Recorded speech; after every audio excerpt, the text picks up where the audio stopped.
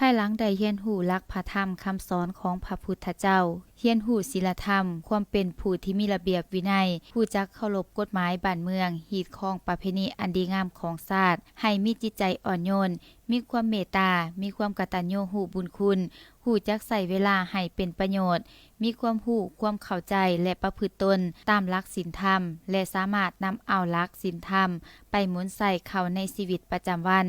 รู้จักป้องกันภัยห่างไกลยาเสพติดรู้สัมมาคารวะรู้จักตอบบุญแทนคุณเป็นลูกที่ดีของพ่อแม่เป็นลูกศิษย์ที่ดีของครูอาจารย์เยาวชนและสาวนมที่ร่วมกิจกรรมตั้งค่ายธรรมะที่วัดใหญ่ศรีมงคลบ้านวัดกลางเมืองและแขวงสะระวันได้เคลื่อนไหวทัศนศึกษาที่ศูนย์บำบัดและฟื้นฟูผู้ติดยาเสพติดบ้านน้องบูหินเมืองสะระวันท่านพันโทแลตแก้วผู้แสงหัวหน้าศูนย์บำบัดและฟื้นฟูสุขภาพผู้ติดยาเสพติดได้รายงานให้รู้ว่าศูนย์ปิ่นปัวและฟื้นฟูสุขภาพผู้ติดยาเสพติดสร้างตั้งขึ้นในปี 2025และเปิดน้ำใสในวันที่ 10 มิถุนายน 2025มีเนื้อที่ 11 กว่าเฮกตาร์มีอาคารทั้งหมด 4 หลังอาคารปิ่นปัว 1 หลังสามารถรองรับผู้ติดยาเสพติดได้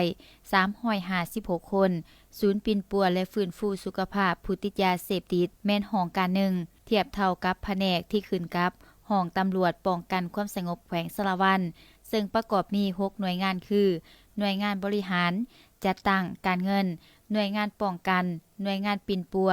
หน่วยงานฟื้นฟูสุขภาพผู้ติดยาเสพติดและให้คำปรึกษาหน่วยงานฝึกวิชาชีพและหน่วยงานช่วยเหลือผู้ออกยาเสพติดระยะการปิ่นปัวมี2ระยะคือระยะปิ่นปัวถอนผิดใช้เวลา42วันระยะฟื้นฟูสุขภาพใช้เวลา3เดือน6 เดือน 1 ปีมาฮอดปัจจุบันมีผู้มาปิ่นปัวอยู่ศูนย์จำนวน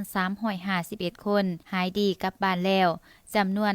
155คนปิ่นปัวจำนวน10คนและมีหน้าตัวจริงจำนวน